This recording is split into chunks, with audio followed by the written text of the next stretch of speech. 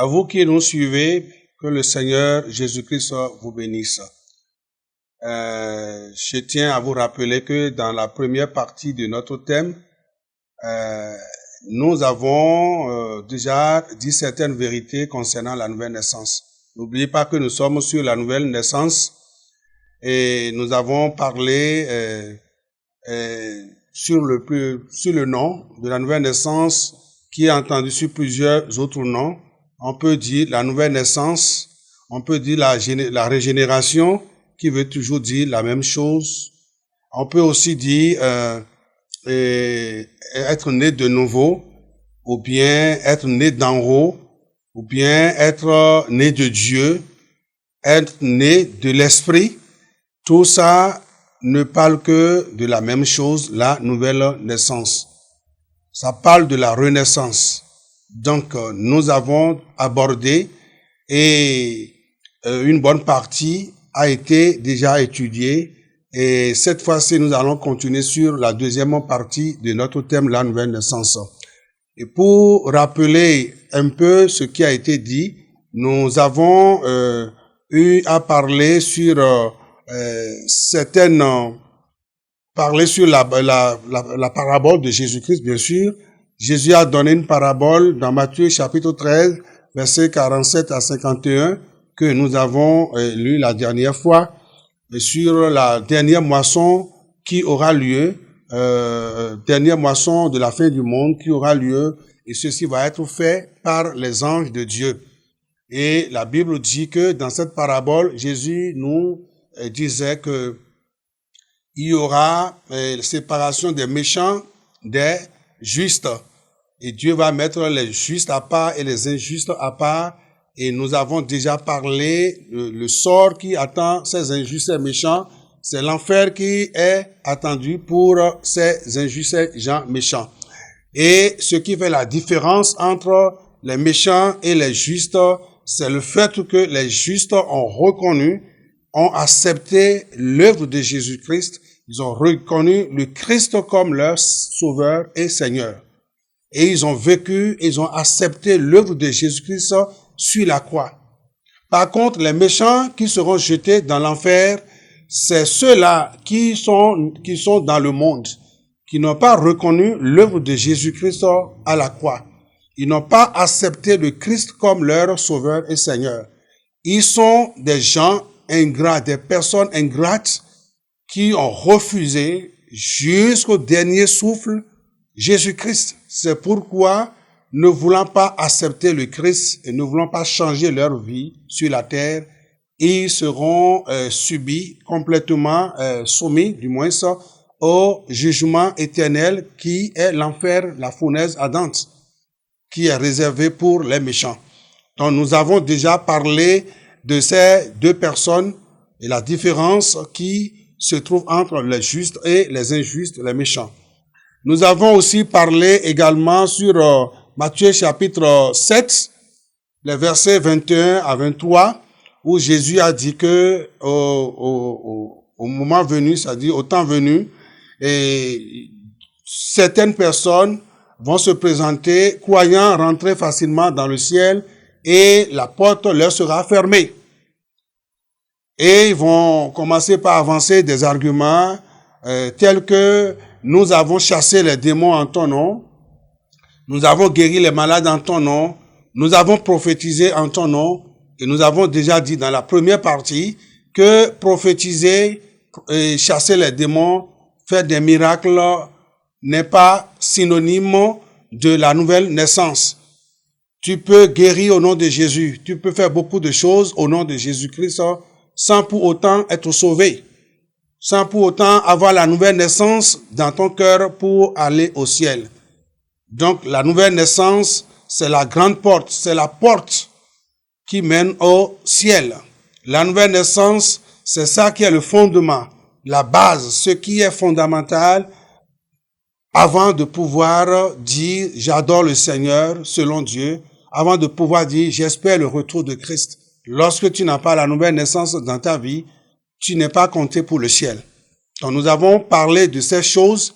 Après, toujours dans la première partie, nous avons parlé sur trois cas trois types d'hommes, de personnes qui se retrouvent dans nos églises aujourd'hui. Nous avons parlé sur le premier cas concernant l'homme malade depuis 38 ans auprès de la piscine de Bethesda.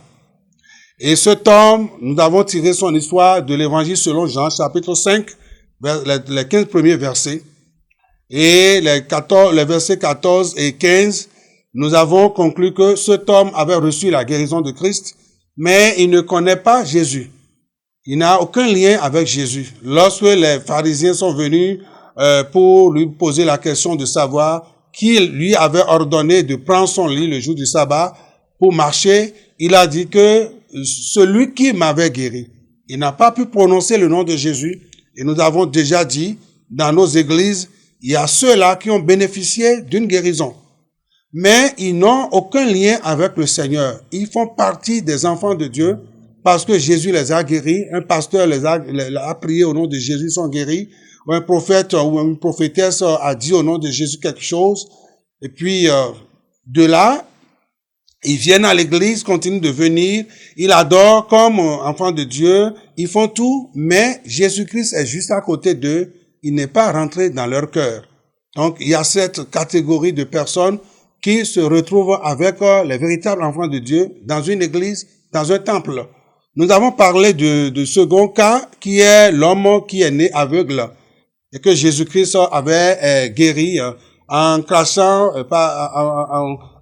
par terre pour faire de sa salive la boue qu'il a appliquée sur ses yeux et il a envoyé au réservoir de Siloé pour recouvrer la vue.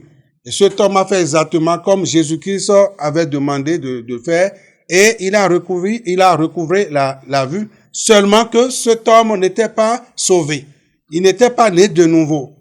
Nous avons aussi dit que c'est plus tard que Jésus-Christ va rencontrer cet homme pour lui dire, connais-tu ou bien crois-tu au Fils de Dieu? Et il va dire, qui est ce Fils de Dieu pour que je croie en lui? Vous voyez? Donc, il y a une grande différence entre recevoir la délivrance, la guérison, ou recevoir une prophétie de quelqu'un et être sauvé, né de nouveau pour aller au ciel. Beaucoup sont guéris, mais ceux-là qui sont guéris, la plupart iront aussi dans l'enfer parce que ils ont expérimenté juste la guérison avec Jésus. Ils ont expérimenté juste une parole prophétique de la part du Seigneur par le canal que Dieu a choisi, un homme, une femme, pour leur dire quelque chose de réel. Et puis, ils se sont basés sur cette manifestation et pas plus que cela. Donc, recevoir une prophétie ne vous donne pas l'accès pour aller au ciel. Recevoir la guérison physique ne veut pas dire que vous êtes forcément né de nouveau. La nouvelle naissance ne concerne pas le physique. La nouvelle naissance, ce n'est pas un problème du corps, mais c'est plutôt un problème de l'esprit.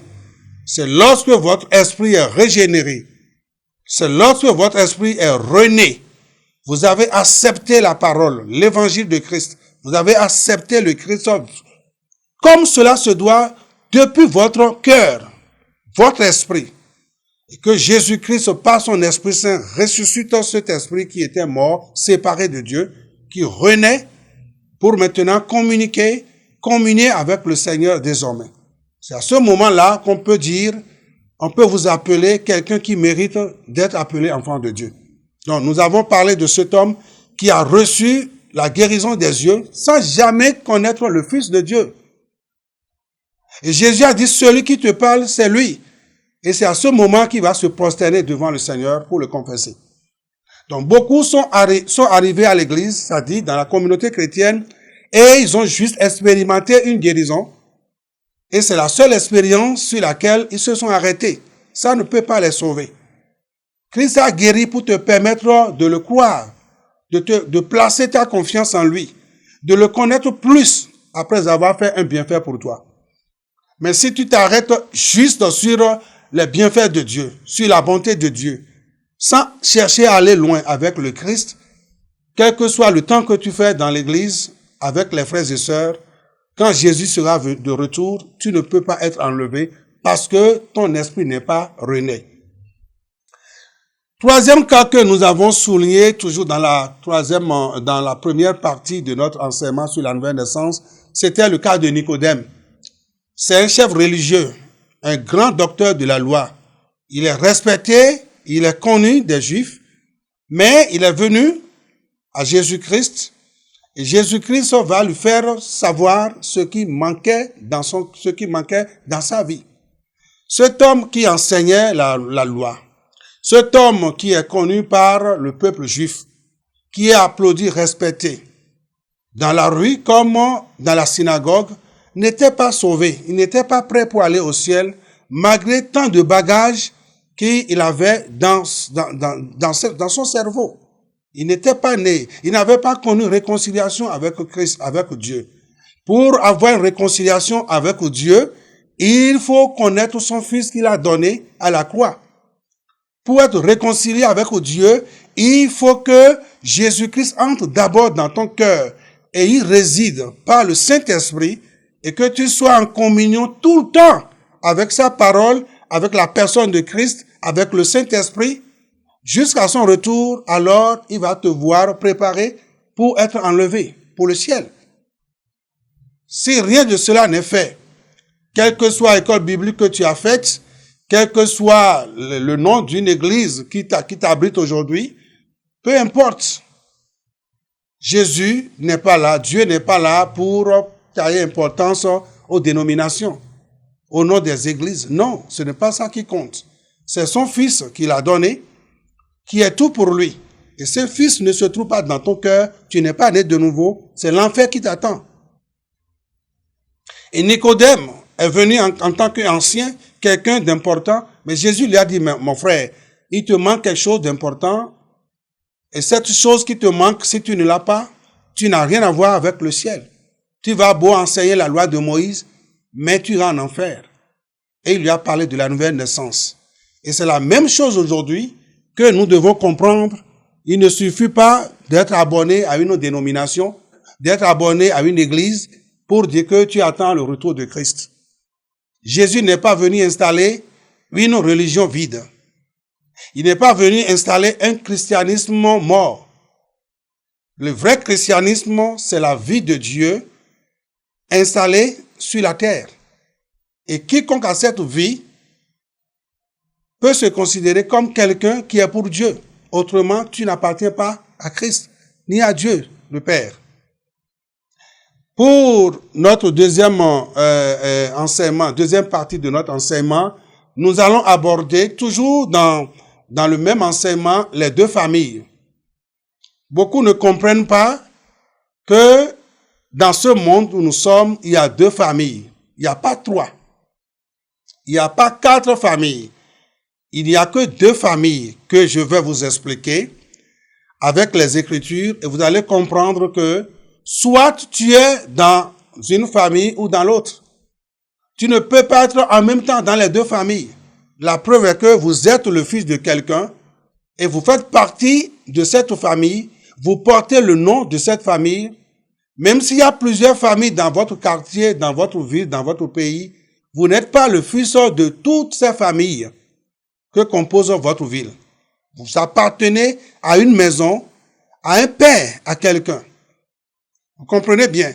Donc, je vais vous montrer par les Écritures qu'il n'y a que deux familles sur la terre. C'est ça qui va compléter notre enseignement sur la nouvelle naissance. Beaucoup ne comprennent pas que dans ce monde, il y a deux familles. Le chef de l'une de ces familles est Adam, le premier homme, qui a été créé dans le jardin d'Éden. Et le chef de l'autre famille est Jésus-Christ, le second Adam, homme de Dieu. Lorsque vous lisez l'histoire de l'homme, de la création, l'histoire concernant la chute de l'homme, au début de la création, l'histoire se trouve dans Genèse chapitre 3, le premier livre de la Bible, Genèse chapitre 3. Nous avons constaté que la première famille a commencé par là. Dieu a créé la femme, Dieu a créé l'homme et la femme.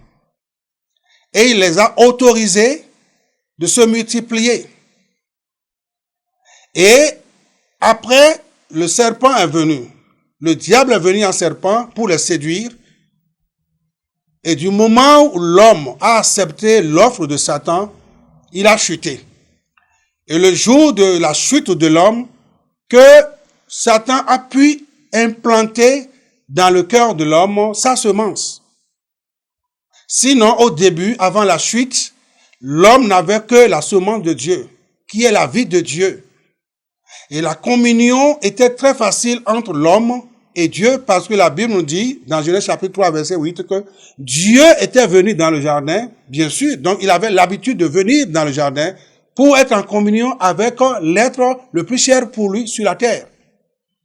Mais après la chute de l'homme a entendu la voix de Dieu et il s'est caché. Parce que l'homme a reçu la semence du diable. Cette semence du malin, de Satan, c'est la nature pécheresse qui est rentrée maintenant pour s'installer. D'où la chute de l'homme. Et à partir de là, Adam et Ève, qui ont commencé par se multiplier, ils ont mis quoi sur la terre? Des enfants, des hommes, des femmes, des filles, des garçons, qui ont reçu de leur nature première la même semence que nous pouvons aussi appeler la nature pécheresse, que le diable a communiqué. Il a pu installer dans le cœur de l'homme. Depuis ce jour, spirituellement, l'homme est mort, mais physiquement, il tient toujours debout. Mais il fonctionne désormais avec la semence du diable. Et à partir de l'instant où Satan a pu réussir d'implanter dans l'homme sa semence, alors tous les enfants issus d'Adam et Ève ont reçu la même nature pécheresse de leurs parents, des premiers parents que nous connaissons tous, Adam et Ève. C'est de là que la première famille a commencé par se multiplier sur la terre. Donc la première famille qui est devenue une mauvaise famille, la famille du péché, c'est la famille qui est issue de la multiplication des enfants qui viennent d'Adam et Ève, de l'union d'Adam et Ève. Donc la première famille a commencé avec le péché. La première famille, on peut la considérer comme une famille sans Dieu, une famille sans l'Esprit Saint, une famille sans la sainteté, sans la sanctification, sans la nature de Dieu. C'est ça la première famille. Et cette première famille a pour père Adam, le premier homme. Maintenant, la seconde famille, c'est la famille de Jésus-Christ. Le second Adam, homme de Dieu. Et lorsque Christ est venu, il a fait l'œuvre à la croix. Il a accompli son œuvre sur la croix pour récupérer ce que Dieu a perdu, c'est-à-dire l'être humain. Du moment où Jésus a fini son œuvre sur la croix, il s'est donné, il est ressuscité le troisième jour. Et désormais, il a dit, tous ceux qui sont fatigués et chargés n'ont qu'à venir vers lui, il va leur donner du repos. Du moment où quelqu'un reçoit le repos de Dieu, il accepte le Christ comme son sauveur, comme son Seigneur, il forme ou bien il rentre désormais dans la famille de Christ. Ça, c'est la seconde famille. La famille que Jésus-Christ est venu installer après son œuvre sur la croix. Donc, tous ceux qui font partie de la famille d'Adam n'ont pas le Christ. Ils ne sont pas nés de nouveau. Ils ne sont pas appelés enfants de Dieu. Ils continuent d'être des enfants de la première famille dont le chef de famille, c'est Adam, et le chef spirituel, c'est le diable, c'est Satan. Mais par contre, tous ceux qui sont en train d'accepter le Christ comme leur sauveur et Seigneur ont pour chef spirituel Jésus-Christ, dont le Père est Dieu. Vous voyez la différence entre les deux familles. Que tu sois politicien, je ne sais pas qui tu es, quel diplôme tu as. Que tu sois riche ou pauvre, tant que tu n'as pas le Christ en toi, tu n'as pas Jésus-Christ, tu n'es pas né de nouveau, tu continues toujours de demeurer dans la famille d'Adam, le pécheur. Mais du moment où quelqu'un, riche ou pauvre, noir ou blanc, tu acceptes Jésus-Christ comme ton Seigneur et Sauveur, À ce moment, tu changes de famille. Tu quittes la famille d'Adam, le pécheur, pour entrer maintenant dans la famille de Jésus-Christ, dont le Père, c'est le Dieu Tout-Puissant. Certaines personnes pensent que Dieu est le Père de tous les hommes. Dieu n'est pas le Père de tous les hommes. Ça, c'est une vérité que vous devez garder. Dieu n'est pas le Père de tout le monde. Il n'est pas le Père de tous les hommes sur la terre. Mais il faut que je vous dise que c'est la vérité. Seuls ceux qui font partie de la famille du Christ ont Dieu pour Père. Seuls ceux qui ont donné leur vie à Christ ont désormais pour Père Dieu. Mais ceux qui font partie de la famille d'Adam ont pour Père Satan. C'est Satan qui est leur Père spirituel. Ils n'ont pas d'autre Père. Tu peux dire, mais non, pasteur Jonas, ce que tu es en train de dire, c'est faux. Tout le monde a été créé et tout le monde a pour créateur Dieu. D'accord? Je suis d'accord avec vous. Je n'ai pas dit qu'il y a le deuxième Dieu qui a fabriqué ceux-là qui ne font pas partie de la famille de Dieu. Ce n'est pas ce que je suis en train de dire. Je suis une créature de Dieu. Toi aussi, tu es une créature de Dieu. Tout le monde est considéré comme créature de Dieu. C'est Dieu qui a créé Adam et Ève. Donc, il est l'auteur de l'existence de nous tous, des êtres humains. Ça, je n'en disconviens pas. Mais ce que je dis est clair. Du moment où nous acceptons le Christ, c'est à ce moment-là seulement que Dieu, qui est le créateur de tout le monde, le créateur du ciel et de la terre, de tout le monde, devient uniquement ton Père. Mais par contre, lorsque tu continues de renier l'œuvre de Jésus-Christ à la croix, tu continues de dire non, Jésus n'est pas ton sauveur, n'est pas ton Seigneur, tu continues de mener la vie pécheresse, tu continues de demeurer dans la nature pécheresse que tu as héritée d'Adam et Ève, alors tu continues de demeurer dans la maison ancienne, dans la famille ancienne, qui a été fondée par Satan, du concert avec Adam et Ève, ce que veut dire. Donc, il y a une nette différence. Il y a une différence qu'on ne peut pas nier entre les deux familles. Tous ceux qui ont Jésus-Christ pour leur Seigneur et de leur vie, le sauveur de leur vie, qui marchent quotidiennement avec la parole de Dieu, qui respectent les ordonnances du Seigneur, qui continuent de vivre selon la volonté de Dieu, ont pour Père Dieu. Mais tous ceux qui refusent d'accepter Jésus-Christ demeurent dans l'ancienne famille qui a pour père Adam, le père spirituel Satan. C'est ça ce que je veux que vous compreniez. C'est ça que je veux que vous compreniez. Ceux qui font partie de la famille d'Adam ont Satan pour le père spirituel. Le Seigneur Jésus lui-même a dit que Dieu n'est pas le père de tous les hommes. Jésus-Christ lui-même a fait la différence des deux familles. Jésus lui-même a prononcé que son Père, c'est-à-dire Dieu, le créateur du ciel et de la terre, son Père qu'il a envoyé, n'est pas le Père de tous. Un jour, il parlait à quelques chefs religieux juifs, dans la ville de Jérusalem. Et ces hommes qui discutaient avec lui disaient que Dieu était leur Père, mais Jésus-Christ connaissait ce qui est dans le cœur de l'homme. Jésus-Christ regardait le mauvais cœur qu'ils avaient pour dire que Dieu est leur Père. Et Jésus leur a dit que leur cœur est mauvais parce qu'ils cherchaient à le tuer.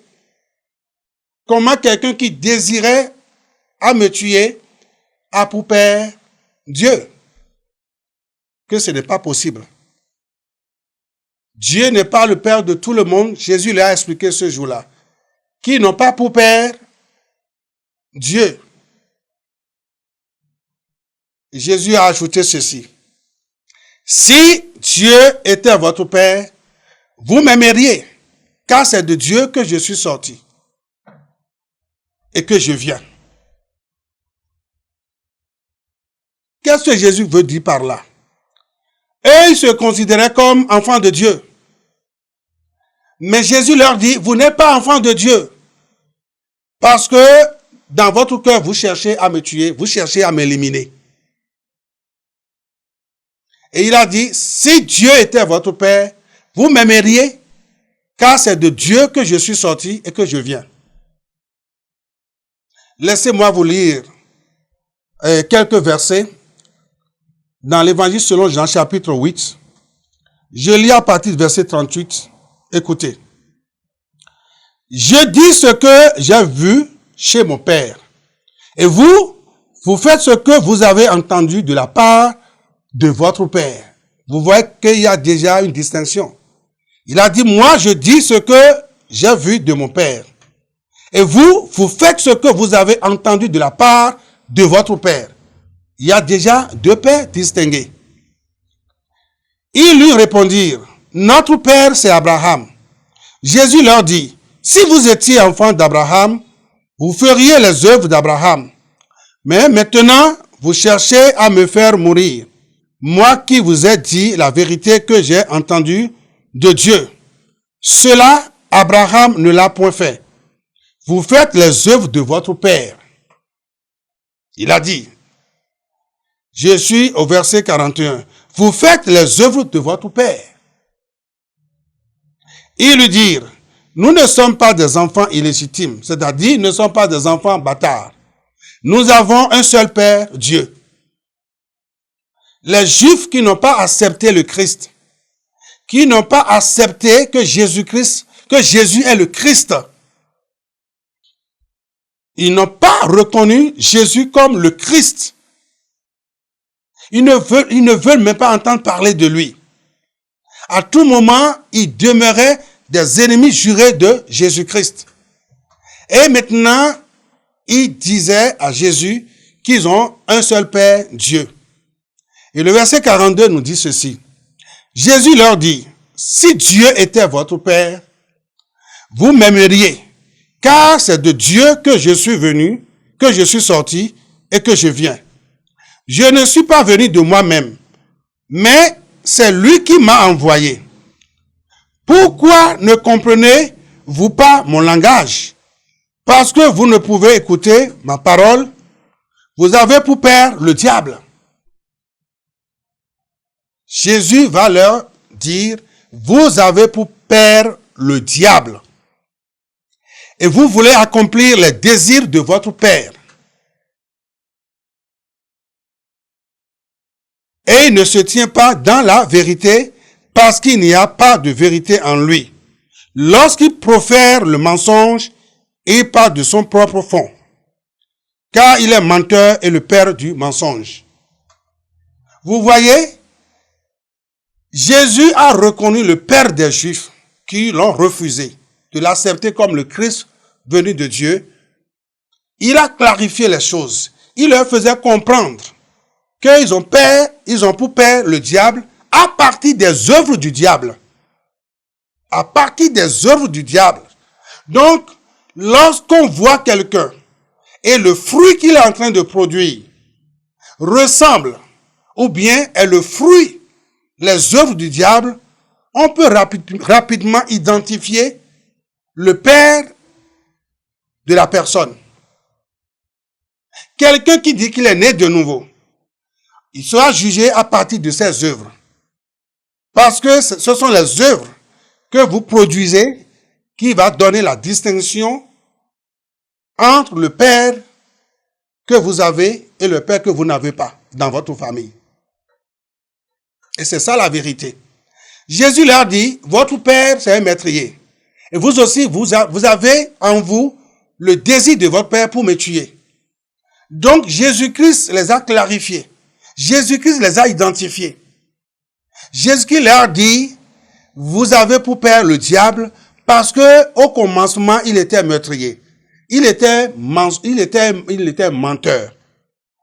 Et il ne fait que ses œuvres. Donc vous êtes reconnus, vous ressemblez à votre père. Vous avez pour père le diable parce que vous ne faites que accomplir ses désirs. Vous accomplissez les désirs de Satan, votre père. Vous voyez? C'est de là, c'est de ça que je suis en train de parler, et c'est de là qu'il faut chercher à comprendre la vérité qui peut vous affranchir. Celui qui n'a pas le Christ a le diable. Il n'y a pas de neutralité.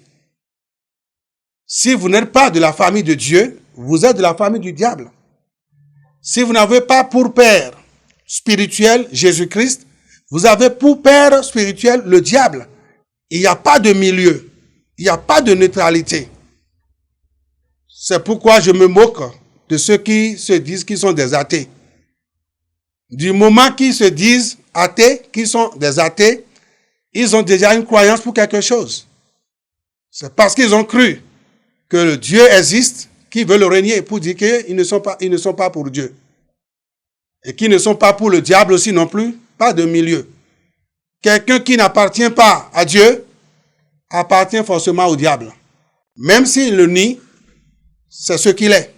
Il a pour père, un athée a pour père le diable. Parce que si tu n'arrives pas à confesser le Christ, tu ne le reconnais pas.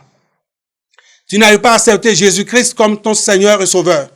Tu ne reconnais pas Dieu. Et tu profites de toutes ses créations.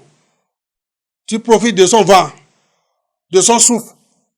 Tu vas pour nager. Tu profites de sa mer, de ses fleuves, de sa forêt. Et à partir de ses créations, on fait des portables, des ordinateurs, tout ce que tu utilises dans ta maison. Et tu me dis que toi, tu es athée, tu ne crois ni à Dieu, ni à Satan, tu es le fils du diable. Parce qu'il n'y a pas la troisième famille. Tu es classé d'office dans la famille qui est la famille adamique, la famille d'Adam, la famille qui a pour père spirituel le diable. Il n'y a pas de milieu. Donc Jésus-Christ, dans sa conversation avec les Juifs en ce jour-là à Jérusalem, il a clarifié les choses qu'ils ont pour père le diable. Il n'y a pas dit, j'appartiens un peu à Dieu et j'appartiens un peu, à Satan.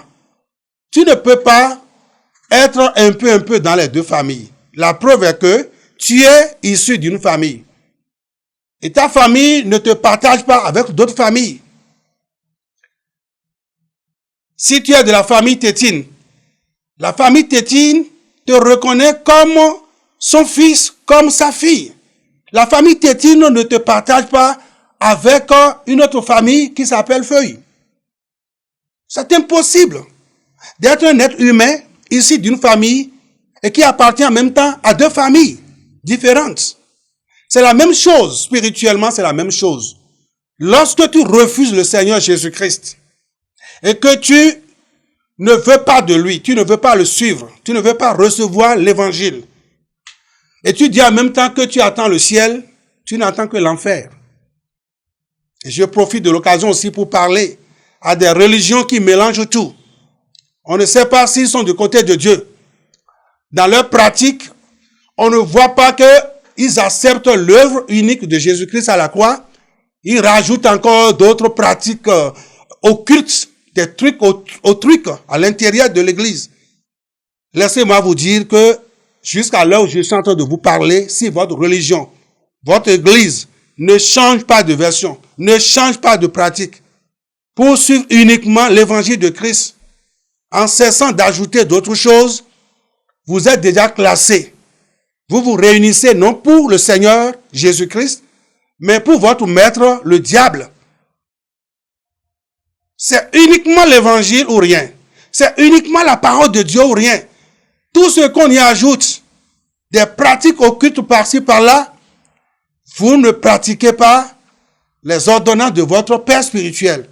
Alors, vous êtes classé dans la famille pécheresse qui attend la fournaise ardente. Point barre. Il n'y a pas de milieu. C'est pourquoi je m'adresse à toi. Là où tu es, si tu vas dans une église, tu appartiens à une communauté chrétienne qui se dit que communauté chrétienne, mais qui n'est pas fidèle uniquement à l'évangile, à la parole de Dieu, et qui a d'autres pratiques sombres, d'autres choses qu'on vous demande de faire avant d'aller au ciel, sachant qu'aucune autre œuvre n'est acceptée pour être sauvé que l'œuvre de Jésus-Christ à la croix.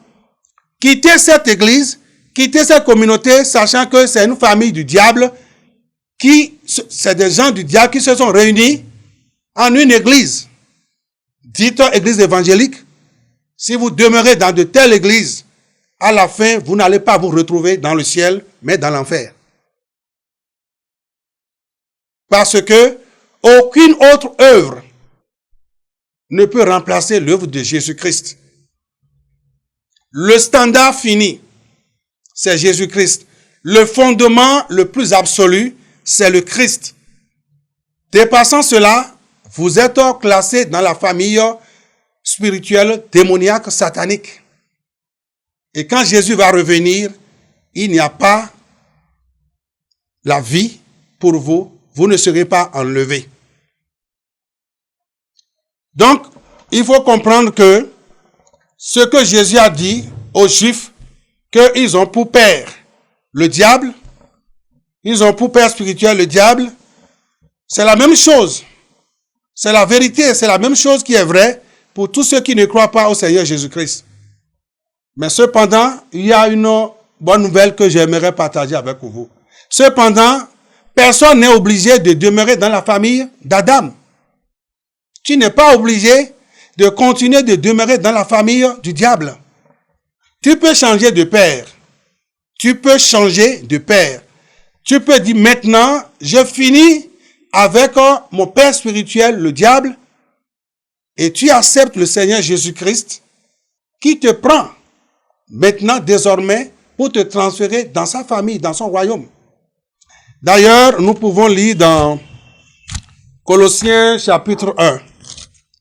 Il y a transfert de famille que nous pouvons lire très rapidement. Dans Colossiens chapitre 1, versets 12 à 13, la Bible dit quelque chose qui nous garantit que personne n'est obligé de rester tout le temps dans la famille adamique. On peut se retrouver dans la famille de Jésus-Christ, où Dieu est le père de cette famille. Écoutez ce que Colossiens chapitre 1, versets 12 à 13 nous dit ici. Il est dit, excusez-moi, je vais trouver. Rendez grâce au Père qui vous a rendu capable d'avoir part à l'héritage des saints dans la lumière, qui nous a délivrés de la puissance des ténèbres et nous a transportés dans le royaume du Fils de son amour, en qui nous avons la rédemption, la rémission des péchés. Comment on peut passer de la famille d'Adam pour la famille de Jésus-Christ? C'est d'accepter le Christ. C'est de rencontrer le Christ et de le confesser et de l'accepter dans son cœur et de naître de nouveau. De là, le Seigneur te transporte de la première famille qui est de la nature pécheresse, qui est la mauvaise famille qui conduit en enfer, pour te planter maintenant dans la famille de Dieu. Le verset 13 dit quoi? Qui nous a délivrés de la puissance des ténèbres et nous l'a transformé, et nous a transportés dans le royaume du Fils de son amour. Dans le royaume de Jésus-Christ, dans la famille de Jésus-Christ, c'est la lumière, c'est la vie. C'est la vie éternelle. Mais il faut que tes péchés te soient remis. Et tant que vous n'acceptez pas le Christ, vous ne pouvez pas avoir vos péchés remis. Et tant que vos péchés demeurent, vos péchés ne sont pas totalement pardonnés. À cause de la croix de Christ, à cause du sang de Jésus-Christ, alors vos péchés demeurent. Si vous n'avez pas le Christ, vos péchés demeurent et vous demeurez toujours dans la mauvaise famille. Mais du moment où vous acceptez le Christ, alors qu'est-ce qui est dit au verset 14 de Colossiens 3? En qui nous avons la rédemption. Du moment où vous acceptez Jésus-Christ, on vous donne la rédemption. la rémission des péchés. Vous êtes sauvés. La parole de Dieu dit, celui qui a le Christ est justifié. Plus de condamnation pour ceux qui sont en Jésus-Christ. Donc, avec la famille d'Adam, vous demeurez dans le péché et ainsi, vous êtes condamnés pour toujours. Donc, personne n'est obligé de rester dans la famille d'Adam. Puisque Jésus-Christ nous a donné à tous la possibilité de devenir des enfants de Dieu.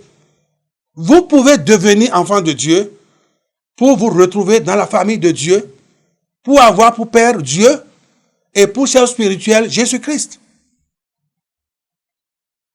Donc, c'est croire en Christ qui nous donne la possibilité d'être transportés du royaume des ténèbres pour le royaume de lumière, là où Jésus-Christ vit. C'est tout simple que cela. Mais n'oubliez pas que celui qui refuse, qui dit non, je ne veux pas de Jésus-Christ, n'a pas ce pouvoir de lui-même pour devenir enfant de Dieu, ni pour se retrouver dans la famille de Jésus-Christ, pour avoir pour Père le Dieu vivant. D'ailleurs, dans l'évangile selon Jean, chapitre 1, la Bible nous dit ceci, qui est très clair. C'est pourquoi ça me fait mal au cœur pour tous ceux qui continuent de s'entêter contre l'évangile. Ils ne savent pas que le fait de résister à l'évangile, ils demeurent dans la mauvaise famille. Qu'est-ce que nous apprend dans l'évangile selon Jean, chapitre 1er? Je vais lire le verset 12. Dans le verset 12, quelque chose est dit que vous allez comprendre. Jean, chapitre 1, verset 12. Mais à tous ceux qui l'ont reçu, à ceux qui croient en son nom, elle a donné le pouvoir de devenir enfants de Dieu.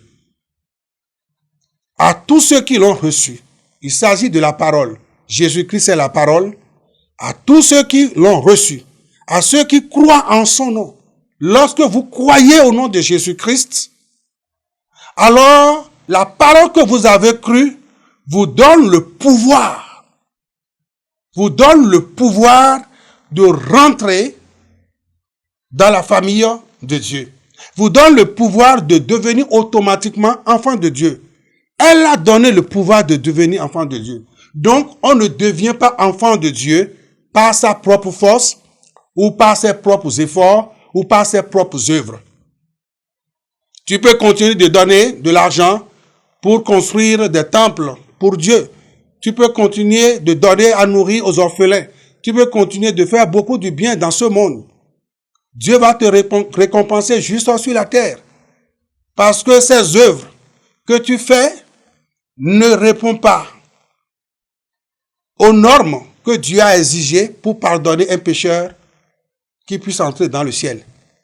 C'est l'œuvre de Jésus-Christ qui est l'œuvre la plus parfaite et la plus absolue que Dieu veut voir en toi.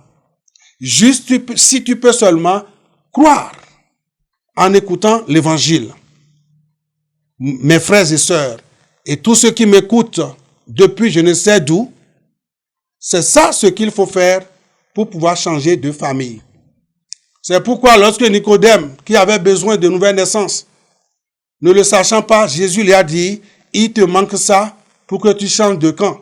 Sinon, jusqu'au jour où Nicodème viendrait voir Jésus-Christ, il était toujours classé dans la famille d'Adam, dans la famille qui mérite l'enfer.